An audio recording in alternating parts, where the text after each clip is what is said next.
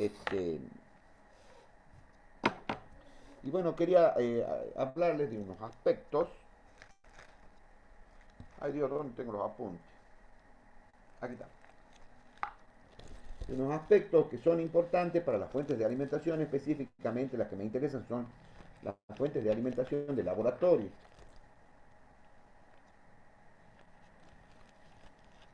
Hay unos apuntes que están subidos en el campus virtual.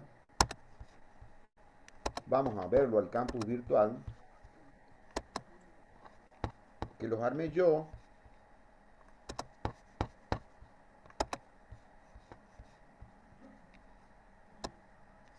Dicho sea de paso, esta es una materia electiva que se llama Sistema de Automatismo Industrial, que está a disposición de ustedes si la eligen para cursarla.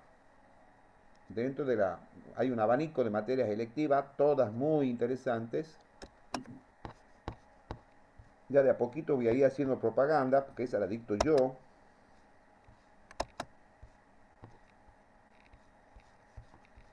Y dicho sea de paso, es la materia que más me gusta. A mí, digamos, como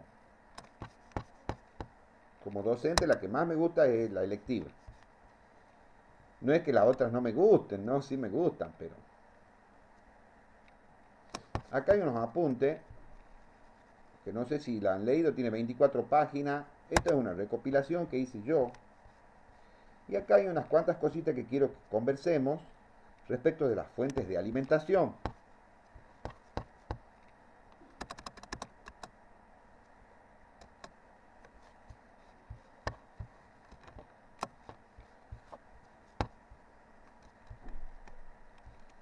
Esto está sacado de varios libros, qué sé yo. Hay una parte, bueno, arranca hablando de los semiconductores, cosas que ya hemos visto, polarización directa. Si no lo han visto, recomiendo que lo vean. Polarización inversa de los diodos, curva característica de los diodos, que ya hemos visto. Encapsulados de los diodos.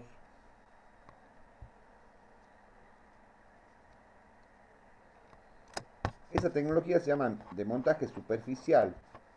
Ahí los componentes van montados superficialmente. Con eso se consigue miniaturizar.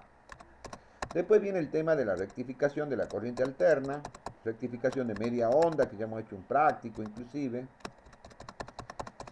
las fórmulas para encontrar el valor medio, el valor eficaz, etcétera.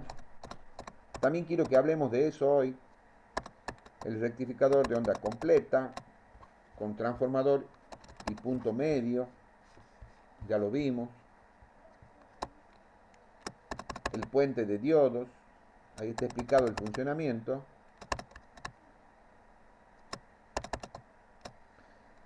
Los valores de tensión eficaz y media de una rectificación de onda completa.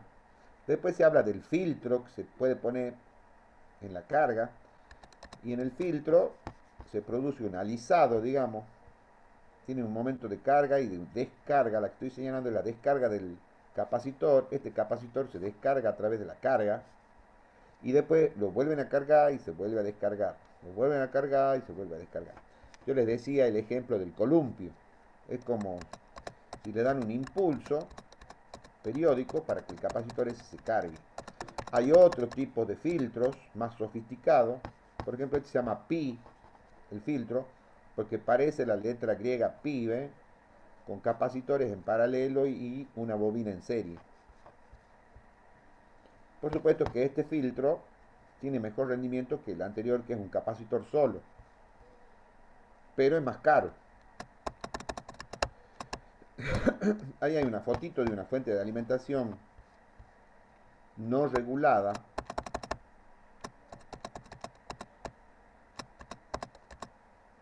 Aquí está la forma de obtener tensión positiva y negativa con un puente de diodo y un transformador con punto medio. El punto medio del transformador es masa y del positivo del puente sale la tensión positiva. y del negativo del puente sale la tensión negativa. Esta le llaman fuente simétrica, fuente partida también, fuente dual. Porque hay ocasiones en las cuales vos necesitas tener tensiones positivas y negativas para alimentar. Bueno, ahí está la explicación de cómo funciona. Acá está un mapa en diagramas de bloque de cómo es el comportamiento de una fuente de alimentación regulada. Porque acá usa un regulador. Entonces entran los 220, que es alterna, sale una tensión más baja, alterna, rectifica, ahí sale una tensión continua pulsante, filtra, acá ya sale una tensión más aplanada, pero hay que ponerle un regulador para que la tensión sea sin ruido, sin zumbido. Y el regulador también tiene otras cositas que son muy interesantes. Y por último está la carga.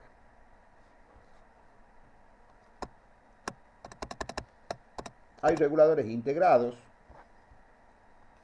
como sé por ejemplo la familia del 7805, la familia se llama 78XX. Es un regulador que adentro tiene toda la circuitería necesaria para que vos desde afuera le pongas un valor de tensión no regulada y sacas una tensión regulada. El 7805 entrega una tensión regulada de 5 voltios. El 7812 entrega una tensión de 12 voltios. Obviamente que no podés poner 12 voltios y sacar 12 voltios. Tenés que poner una tensión más grande aquí, porque este para que funcione necesita un valor mínimo de tensión de entrada. Pero lo que entra es no regulado, lo que sale es regulado. Y desde el punto de vista de la regulación, hay dos regulaciones que son muy importantes. Una regulación se llama regulación de línea y es una medida, no me acuerdo dónde está, pero sí estoy seguro que aquí está. ¿Regulación le dice al rectificado, profesor? No, el rectificador rectifica, el regulador regula. Acá está lo que yo le decía, la regulación de línea. Eso es muy importante en una fuente de alimentación. Es una medición de cuánto varía la tensión de salida, eso sería el delta de B0, cuando varía la tensión de línea. Si la fuente es buena, tiene una buena regulación de línea. ¿Qué quiere decir eso? Si vos nominalmente la tenés que alimentar con 220 voltios, ¿qué pasa si, supongamos, vos estás cerca de la subestación transformadora y no tenés de entrada 220 voltios, sino tenés 230, porque estás cerquita de la subestación? La salida de la fuente, si la fuente es de 5 voltios, tiene que tener 5 voltios por más que la tensión de alimentación sea de 230. ¿Y qué pasa si estás en la cola de línea y te llega a 180 voltios? La fuente de alimentación de 5 voltios tiene que entregarte 5 voltios. Por eso, la fuente tiene que tener una buena regulación de línea. Quiere decir que si la tensión de entrada sube o baja, la tensión de salida de la fuente tiene que mantenerse en el valor nominal. Si es de 5 voltios, tiene que mantenerse en 5 voltios. Por más que la tensión de la línea sea 180 o 220. ¿Se imaginan ustedes que están operando a una persona en un sanatorio?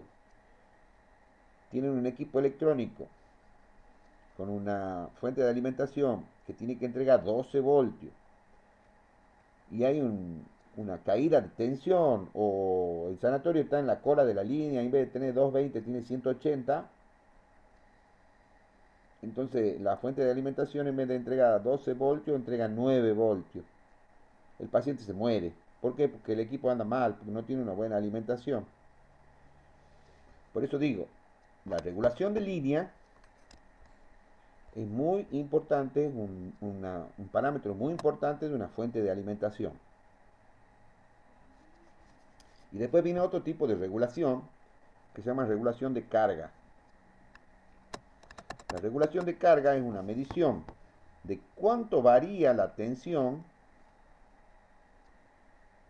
en la salida cuando la carga le solicita más corriente. ¿Se entiende? Este parámetro especifica cuánto podrá llegar a variar la tensión fijada de salida ante variaciones de la carga que se conecta a la fuente de alimentación. Entonces, si vos tenés una fuente de alimentación de 12 voltios, tiene que entregarte 12 voltios si vos estás consumiendo 100 mA. Y si consumís 2 amperes, también tiene que seguir entregándote 12 voltios. Eso se llama regulación de carga. Esas dos cosas las hace el regulador. El regulador es un circuito electrónico, más o menos complicado, que por ahora nosotros no lo vamos a ver. Más adelante lo vamos a ver. Hay reguladores que son integrados. Este tiene una máxima corriente. La familia 78XX entrega una máxima corriente de 1 ampere. Si vos necesitas más corriente, tenés que ayudarlo. Tenés que ayudarlo de alguna manera. Lo que se hace es que se ponen transistores en paralelo para que ayuden en la provisión de corriente. Pero esos parámetros que lo estoy diciendo yo, regulación de carga y regulación de línea, son muy importantes en la fuente de alimentación. Y eso lo hace, en el caso de las fuentes lineales, porque esta es una fuente lineal, este regulador, que es un regulador lineal. La fuente es lineal porque el regulador es lineal. Hay otro tipo de fuentes de alimentación que se llaman conmutadas, que vamos a ver si la podemos ver un poquito más adelante, porque es el tipo de fuente de alimentación que más se usa, que tiene otra tecnología, digamos, para conseguir lo mismo, para conseguir regulación de línea y para conseguir regulación de carga. No es tan sencilla, el funcionamiento no es tan sencillo como esto, pero tiene la gran ventaja que tiene muchísima más eficiencia. Las fuentes son más chicas, consumen, digamos, tienen mejor rendimiento, o sea, hay menos pérdida, tienen menos peso, tienen menos volumen. Así que debido a eso, es la tecnología de fuentes de alimentación que más se usa. Acá hay un temita que también les quería hablar, que es de las fuentes de alimentación de laboratorio. Una cosa es tener una fuente de alimentación para alimentar, supongamos, un equipo de audio, un televisor, una computadora. Y otra cosa es tener una fuente de alimentación de laboratorio. La fuente de alimentación de laboratorio tiene algunas características que tiene que cumplir. Por ejemplo, tiene que la tensión de salida tiene que ser variable. O sea, si yo hoy necesito 5 voltios, con un potenciómetro, acá hay una foto de unas fuentes de alimentación, con un potenciómetro elijo qué tensión quiero en la salida. Por ejemplo, esta fuente está andando y tiene 32 voltios. Acá tiene un indicador de tensión. Entonces con estas perillas tiene un ajuste grueso y un ajuste fino, porque la fuente de alimentación de laboratorio vos la vas a usar para cualquier cosa, o sea, para experimentar distintos circuitos y qué sé yo. Entonces hoy va a necesitar 5 voltios, mañana va a necesitar 12, pasado mañana va a necesitar 24. Y no te va a estar armando una fuente por cada tensión que necesite. Directamente te compras o te armás una fuente de alimentación que te sirva para que vos hagas distintos tipos de ensayos. Puedes usar para reparación, para diseño de circuitos electrónicos, qué sé yo. O sea, en cualquier taller mínimo de electrónica tiene que haber una fuente de alimentación variable. Y aparte de ser variable, también tiene que ser regulada.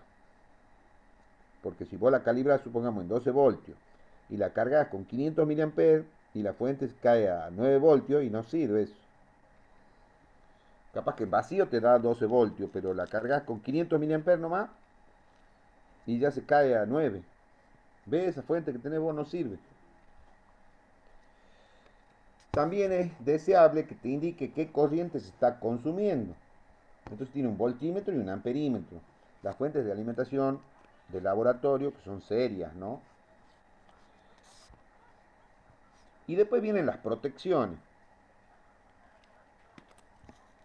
Acá, por ejemplo, hay otra fuente a donde los instrumentos no son digitales como estos, sino que son analógicos, con aguja. También está bueno porque vos te enterás qué tensión está entregando la fuente y cuánto está consumiendo la carga que vos estás alimentando. Después, un dato, te diría, el más importante de todo es la potencia. ¿De qué potencia es la fuente? Si es lineal, es directamente proporcional a la, fuente, a la potencia que tiene el transformador. No, y en las conmutadas también. El transformador es el que te da te determina de qué potencia es la fuente. Digamos que el transformador es el elemento más importante.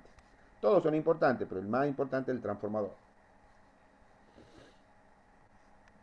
Este, Ahí en el laboratorio de automatismo y control nosotros tenemos una fuente de alimentación que es preciosa.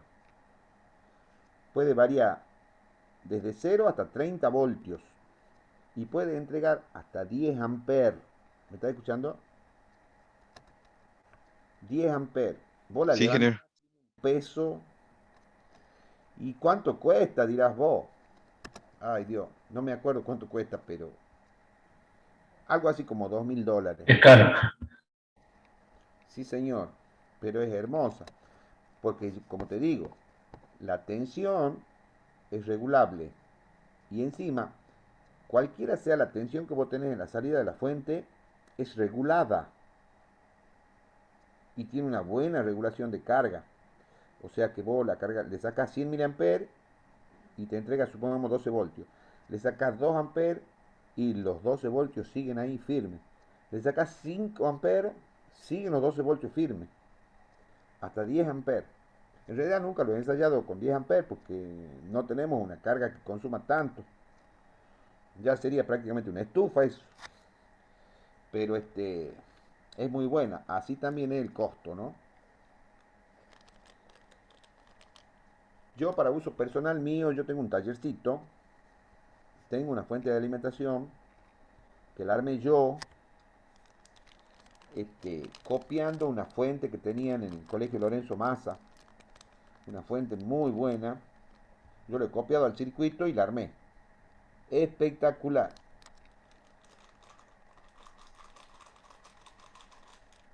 Después viene el tema de las protecciones. Hay tres tipos de protecciones que puede tener una fuente de alimentación. A ver si está un poquito más abajo.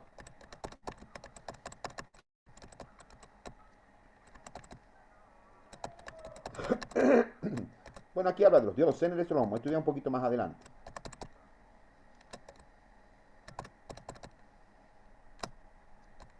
Diodos emisores de luz, que son los LEDs. Hay unos párrafos ahí. No me digas que no habla nada. Conexión de LEDs. Cálculo. Fotodiodo. Diodo túnel. Bueno, aquí no habla nada. Pero básicamente, les comento, las fuentes de alimentación tienen o pueden tener tres tipos de protección.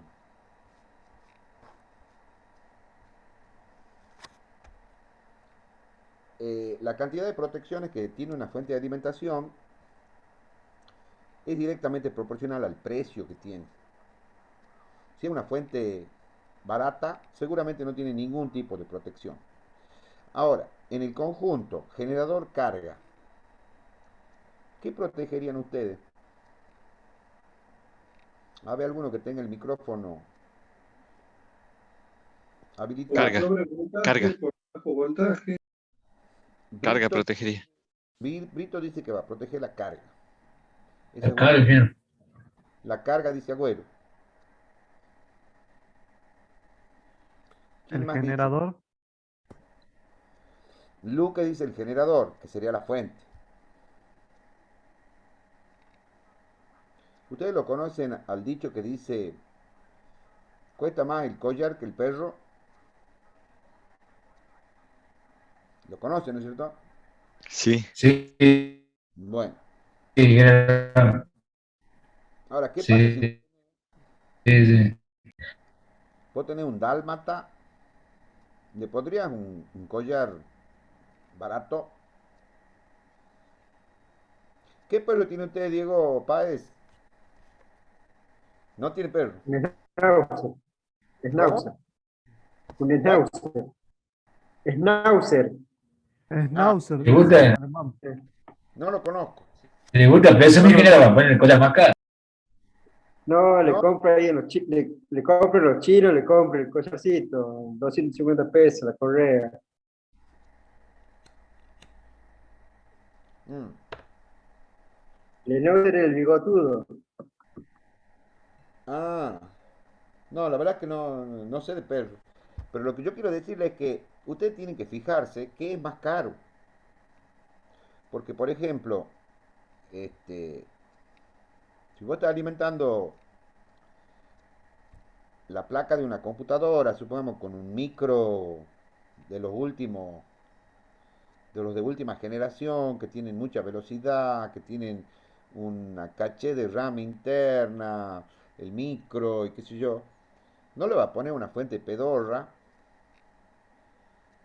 entonces tenés que protegerla a la carga, porque ahí la carga es muy cara. O un equipo de comunicaciones, de esos que transmiten, ha visto, bueno, en distintas, con distintos formatos. Los equipos de comunicaciones son caros. ¿Ha visto esos que usan, por ejemplo, la policía? No te digo los handy, los que son las estaciones de comunicación. Esos equipos son caros. Entonces no pueden tener una fuente de mala calidad. Ahí la carga es importante, la carga hay que cuidarla. Entonces, ahí vos tenés que poner una protección en la fuente de sobretensión, porque la fuente puede andar mal y supongamos vos la calibrás para que entregue 12 voltios, se rompe por algún motivo y en vez de ponerte 12 voltios, te pones 30 voltios y va a romper la carga y la carga es cara. Entonces, tenés que ponerle una protección contra sobretensión. Si sobrepasa determinado valor de tensión, que corte el funcionamiento, que la desconecte o algo. Ahí estás protegiendo la carga. Pero en las fuentes de alimentación de laboratorio, vos capaz que estás probando un circuitito para hacer qué sé yo, un secuenciador de luces que cuesta 2 mangos. Y 155. por probar ese secuenciador de luces, hace un cortocircuito y la rompe a la fuente. La fuente cuesta un fardo de plata. Entonces tenés que ponerle protección a la fuente. Entonces, la protección contra sobretensión es una protección a la carga, cuando la carga lo amerita. En el caso particular de las fuentes de laboratorio, se le pone protecciones contra cortocircuito, que es un tipo de protección, no es muy caro de implementar. Y también hay otra protección que se llama contra sobrecorriente. Vos, por ejemplo, decís, este circuito consume 1 ampere como máximo. Entonces tendría que tener una protección contra sobrecorriente de 1,2 amperes, ponete. Si la carga pide más de 1,2 amperes, que la fuente se desconecte. ¿Y cuál sería la tercera, profesor? Porque dijo que eran tres. Sobretensión, cortocircuito y sobrecorriente. El cortocircuito no es una sobrecorriente, es el caso extremo de una sobrecorriente. La sobrecorriente es una protección mucho más difícil de implementar que el cortocircuito, porque el cortocircuito lo detecta fácilmente. La sobrecorriente, las fuentes de alimentación de laboratorio normalmente tienen protección contra sobrecorriente programable. ¿Qué te quiero decir con programables? Que vos calibrás cuánto querés que valga la sobrecorriente. Si vos querés que la sobrecorriente valga 500 mA, la calibrás a la fuente para que funcione hasta 500 mA. Acá este instrumento te está marcando la corriente que consume la carga. Y esta perilla te sirve para que vos programes la sobrecorriente. Aquí está puesta al máximo. Evidentemente esta es una fuente de alimentación de un máximo de 2 amperes. Ve que está 2193 miliamperes. Pero si vos querés que te proteja hasta 1000 amperes, la movés a esta perilla y la pones aquí, y la corriente cuando detecte la fuente cuando detecte una corriente de más de 1000 amperes, corta. Por eso es que en las fuentes de laboratorio esa protección es muy importante, porque vos no sabés qué circuito estás armando. Capaz que estás haciendo un tremendo cortocircuito, lo alimentás y rompes la fuente.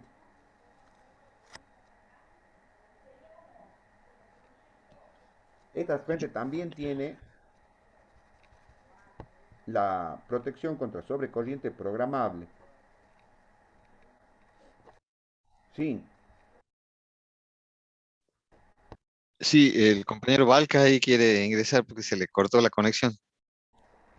Ah, sí, perdón.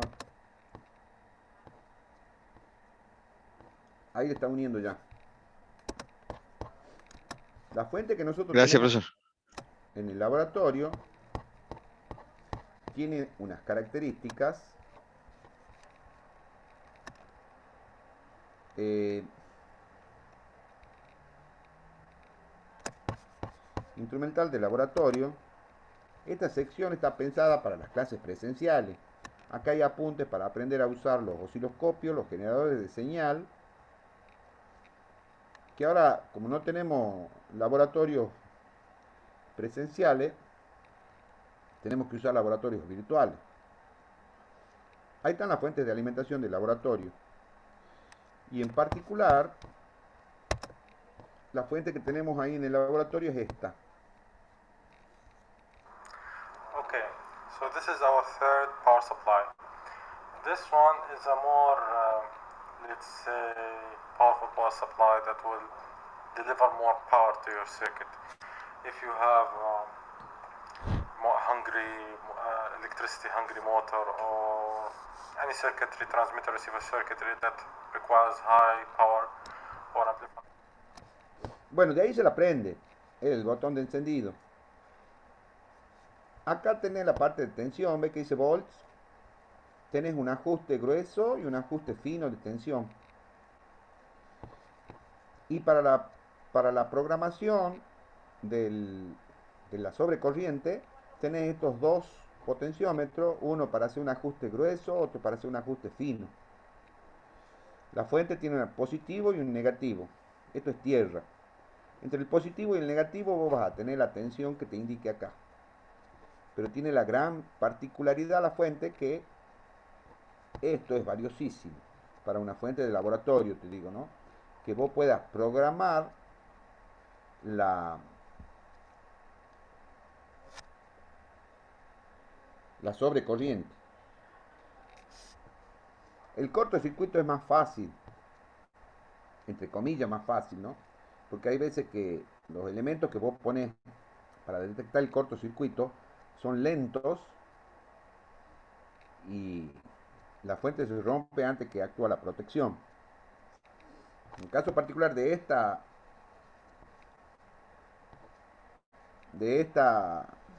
sobrecorriente, es rapidísima, es muy buena. La fuente que tengo yo, me acuerdo los changos ahí en el masa, como son changos chicos, ellos se ponían a jugar, ¿viste? Hacían cortocircuito franco en la fuente y para ellos era gracia eso. En la facultad no he visto que los changos se pongan a joder con eso, pero para programarla a esa fuente, a esa protección, lo que hacíamos era ponerle un resistor variable de mucha potencia y lo íbamos bajando el valor del resistor variable hasta que saltaba la protección. Y bueno, si tenemos oportunidad de tener alguna clase de laboratorio, vamos a hacer un ensayo de la protección. Le bajo el volumen porque esto está en inglés, así que Un inglés medio turco. Two crocodile terminals, one ground and one VCC, or positive ground and negative VCC depending on the terminal how you connect it. Now I need a load, so I am going to use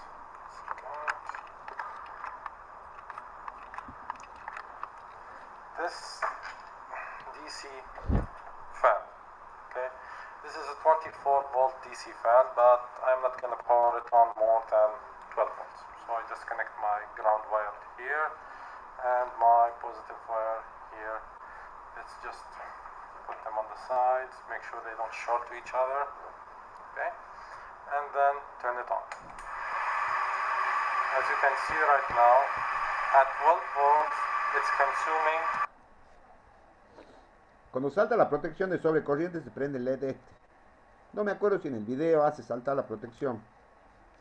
0.8 ampere, which is like 800 milliampere. Okay.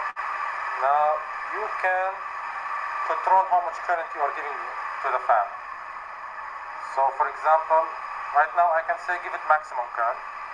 If I turn back the dial for the current control,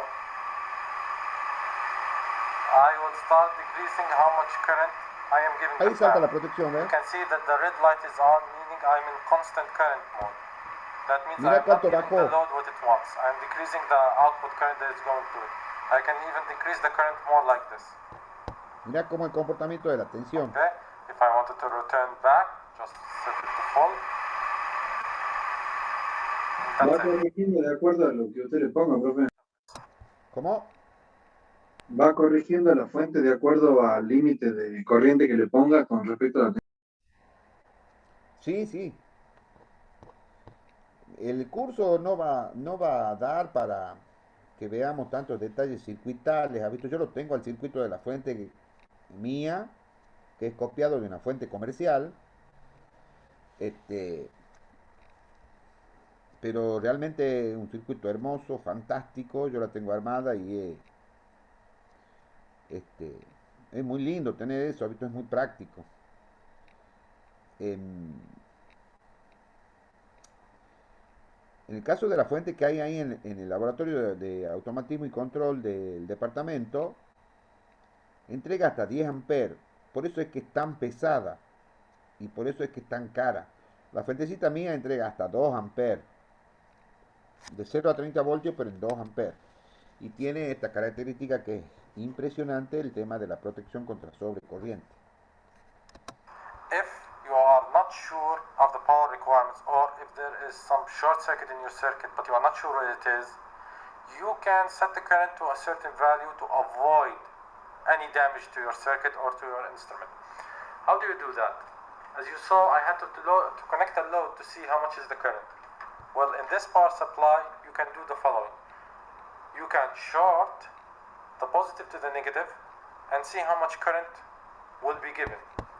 This is the only time you Ahí está el cortocircuito.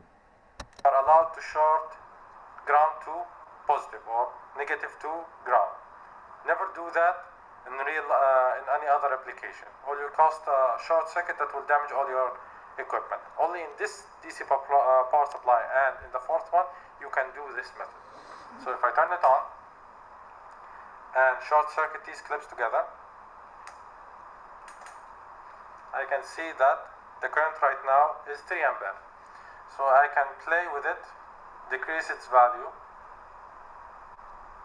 to a value that I feel most safe. For example, 1 ampere I feel is the worst case scenario, that I don't want my circuit to exceed more than 1 ampere.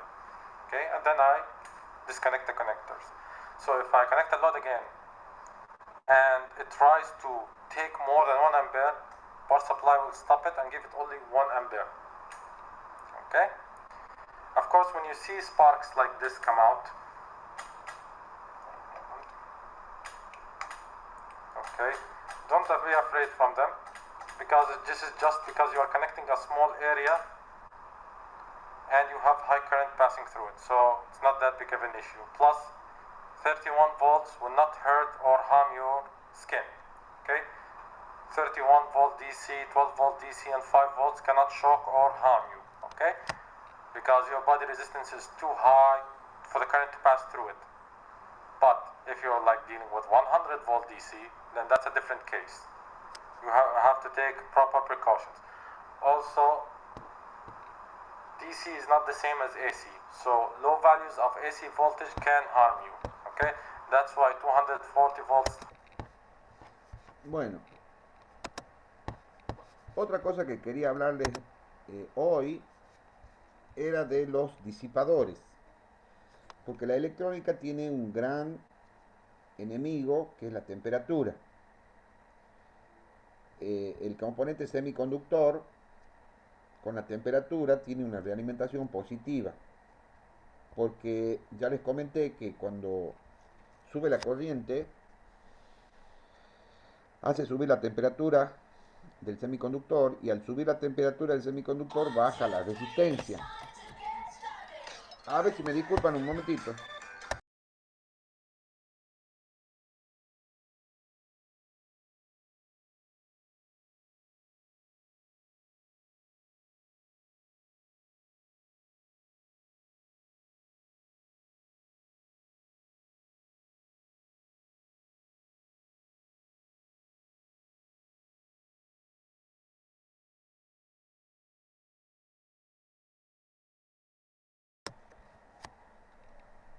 Le estaba diciendo de la temperatura, que el semiconductor baja la resistencia cuando sube la temperatura, y al bajar la resistencia aumenta la corriente, y al aumentar la corriente aumenta la temperatura, y al aumentar la temperatura disminuye la resistencia. Entonces entra en un ciclo que termina destruyendo al componente. Entonces los componentes que trabajan exigidos en potencia comienzan a calentar. Entonces hay que ayudarlos de alguna manera para que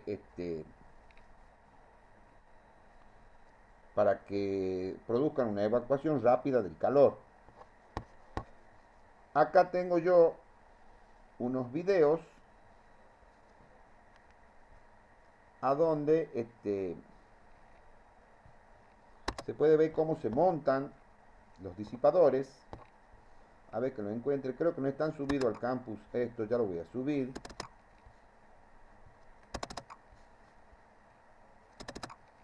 La forma práctica de montar disipadores.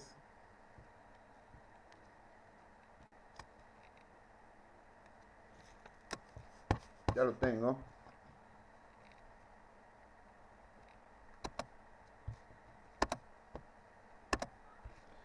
Ahí les voy a mostrar un video, dos videos cortitos de cómo se montan, porque hay unas técnicas para montar los componentes electrónicos semiconductores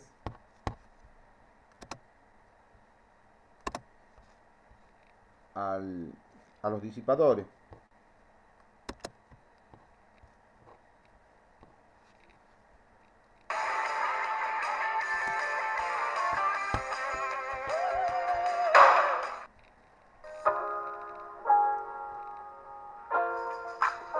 No tengo la cuenta gratuita. Hola a todos y bienvenidos a este nuevo video. Antes que nada quiero darle las gracias por todas las visitas y comentarios que tuvo el video sobre los auriculares Bluetooth, que si no lo vieron les voy a dejar acá el enlace. Y bueno, lo que hoy les vengo a mostrar es un tutorial de cómo adosar correctamente semiconductores de encapsulado TO220 a disipadores, ya que en algunos casos resulta necesario aislarlos, ya que en muchos casos, como este por ejemplo, en el mismo disipador tenemos más de un semiconductor, lo cual podría ponerlos en cortocircuito si no se encuentran debidamente aislados. Así que ahora vamos a ver los materiales que necesitamos y cómo se realiza el montaje. Y aquí podemos ver en detalle tanto el aislante de mica como el nipple, este pequeño taponcito o buje plástico. Y acá tenemos el resto de los componentes, nuestro semiconductor con su tornillo y tuerca, nuestro disipador y nuestra grasa siliconada. Así que ahora vamos a ver cómo es el montaje. Primeramente vamos a agarrar nuestro semiconductor y le vamos a aplicar una fina capa de silicona térmica por la parte trasera. Ahí esa parte del componente, este componente, el encapsulado se llama TO220 y tiene esta parte negra es de plástico, pero esta partecita es de metal y tiene un agujero acá. Es de metal para que la juntura que disipa potencia es la que calienta rápidamente, evacue al exterior a través de este pequeño disipador metálico que tiene. Pero resulta que hay ocasiones en las cuales hay que ayudarlo más. Entonces se le pone este elemento que se llama disipador. Ahí el calor que se genera hay que tratar de pasarlo al disipador por conducción. Ustedes saben que el, el calor se transmite por conducción, por radiación y por convección, ¿no es cierto? Entonces, la transmisión de calor que tiene que haber entre el componente y el disipador tiene que ser por conducción. Pero resulta que esta superficie que uno a simple vista la ve perfectamente plana, si la viera microscópicamente no es perfectamente plana. Tiene lados que son más hondos que otros. Entonces, lo que hay que asegurar es que la transmisión de calor sea en toda la superficie. Entonces, esa grasa siliconada se la pone, también se le llama pasta térmica, se la pone para que rellene esas pequeñas imperfecciones que hay en las dos superficies, porque la superficie del disipador también tiene imperfecciones. Entonces, vos tenés que asegurarte una, no te digo perfecta, pero lo mejor posible, transmisión de calor por conducción, o sea, tienen que estar en contacto térmico. Pero en este caso, por ejemplo, no pueden estar también en contacto eléctrico. Entonces tiene que haber un contacto térmico, pero una aislación eléctrica. Entonces, para el contacto térmico se pone la grasa siliconada. Y para aislarlo eléctricamente se le pone una, se llama mica, entre ese metal y el disipador, para que eléctricamente esté aislado el disipador del, del componente, porque esa partecita metálica está en conducción directa con un terminal. Este puede ser un transistor, puede ser un regulador de tensión, puede ser un triac. El encapsulado, el TO220, pero adentro puede venir cualquier cosa.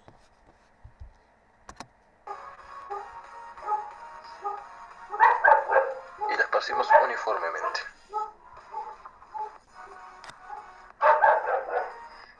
Sobre este vamos a presentar el aislante de mica y sobre la mica volveremos a poner pasta térmica.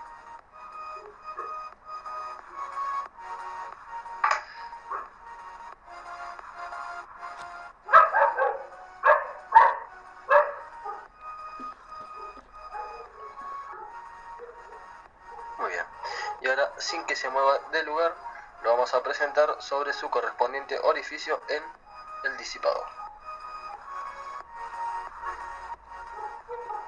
Perfecto. Ahora tomamos nuestro tornillo y le pasamos el buje plástico. Ese buje plástico también se llama niple. Como la tuerca del tornillo va a estar en contacto con el disipador, hay que ponerle ese niple plástico para que estén aislados. Y ahora pasamos el buje plástico por la parte delantera de nuestro semiconductor. Exactamente. Y ahora simplemente por la parte trasera le roscamos su correspondiente tuerca.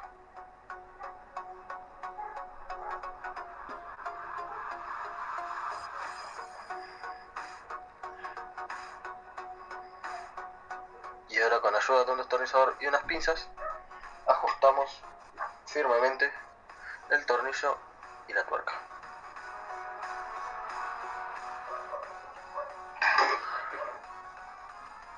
Y listo, así de sencillo es como se monta un semiconductor con aislante de mica y niple sobre un disipador. Y la comprobación que nos queda hacer es verificar que efectivamente hemos colocado correctamente tanto el aislante de mica como el niple, de forma tal que la aleta disipadora de nuestro semiconductor no se encuentre en contacto eléctrico con el disipador.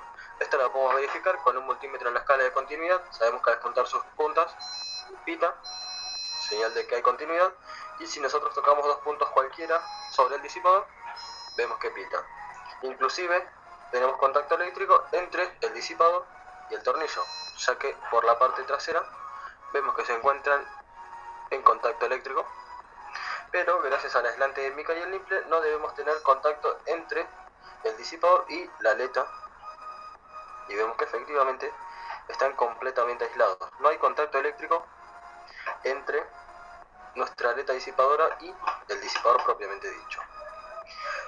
Y gracias a la pasta térmica tendremos una excelente transferencia de calor de nuestro semiconductor hacia el disipador para que éste pueda evacuar el calor excesivo gracias a su radiación. Y solo a modo de comentario, quería mostrarles que si bien este es el aislante de mica más utilizado y más comercializado, también se pueden conseguir otro tipo, como este que tenemos acá, que posee la particularidad de ser muy flexible, como pueden ver, y ya tienen unas propiedades termotransferibles muy buenas, lo que además de facilitar la disipación de calor, evita el uso de grasa térmica. O sea, para utilizar este aislante de mica no necesitamos colocar pasta térmica de ambos lados para la transferencia del calor. Para usar uno de estos tipos de aislante de mica es muy sencillo, simplemente lo colocamos sobre su correspondiente orificio, colocamos encima nuestro semiconductor y le pasamos el tornillo con el buje plástico y cumple exactamente la misma función que si se tratara de un aislante de mica común con la pasta térmica. Es igual de eficiente, pero su precio es relativamente superior al del aislante de mica convencional y aparte suele ser bastante más complicado de conseguir. Yo al menos este tipo de aislante de mica no los consigo en el mercado local, pero cumple exactamente la misma función. Y bueno gente, hasta acá este video y espero que les haya gustado. Les recuerdo que en la descripción van a encontrar el link a mis redes sociales, las fotos en alta resolución que les voy a dejar. Medio parecido a mí el chango. Pero yo soy más fachero. Bueno, esa es mi opinión. Y bueno, el último video que vamos a ver es cómo se monta en otro disipador. Otro componente también.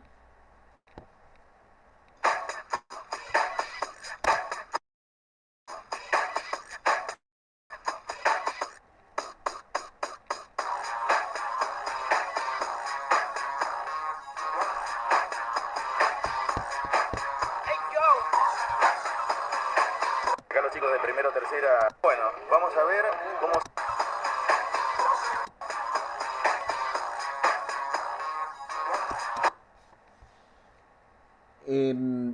La radiación, el poder de radiación que tiene el disipador es directamente proporcional a la superficie que tenga, no al volumen, a la superficie.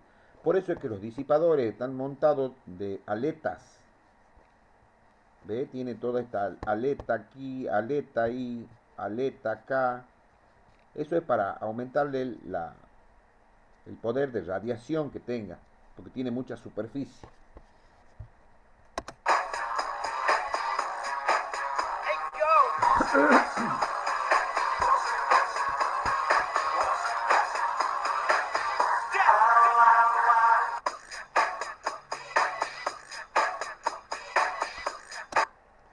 Ese encapsulado del componente S se llama TO3.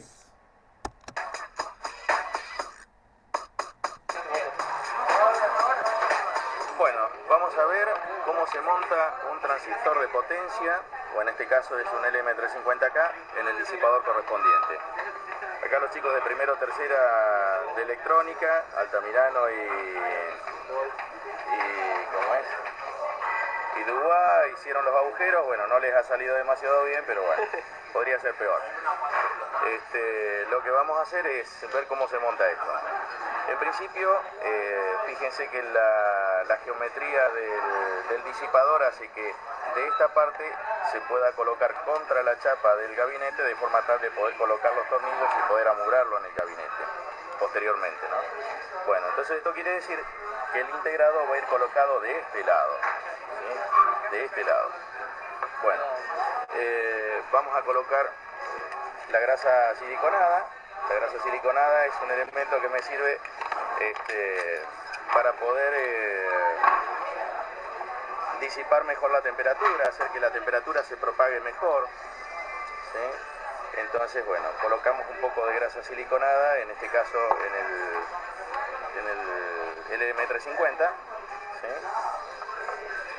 Vamos a colocar esto.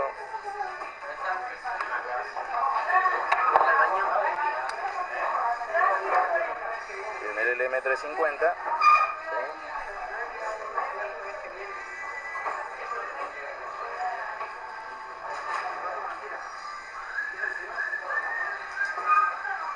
Después de colocar la grasa siliconada, colocamos la mica, ¿sí? La colocamos con cuidado, hay que tener mucho cuidado porque tiene que tener bien alineadas las patillas, para que no se quiebre, ¿sí? Después colocamos la grasa siliconada nuevamente. ¿Sí? La grasa siliconada de este lado, ¿sí? Para que esto haga un buen contacto contra el disipador. Y entonces esto lo volcamos de este lado. Lo volcamos de este lado. A ver. Bueno, al revés. Vamos a ponerlo. Lo volcamos acá. Vamos a tratar de que los agujeritos coincidan, ¿sí? Y después colocamos los aisladores, los bujes aisladores de este lado, ¿sí? De forma tal de que puedan entrar perfectamente. Bueno, acá no quedó correctamente el agujero, pero bueno, podría ser peor, ¿sí?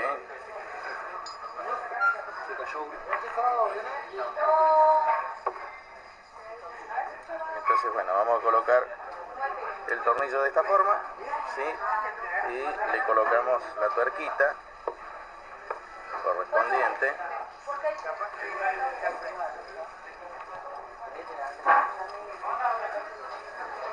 Y colocamos el otro buje aislante, ¿sí? Y colocamos el tornillo correspondiente, ¿sí? Vamos a tratar de que al colocar el tornillo pueda atravesar tanto la mica. Ahí tenemos el buje de este lado.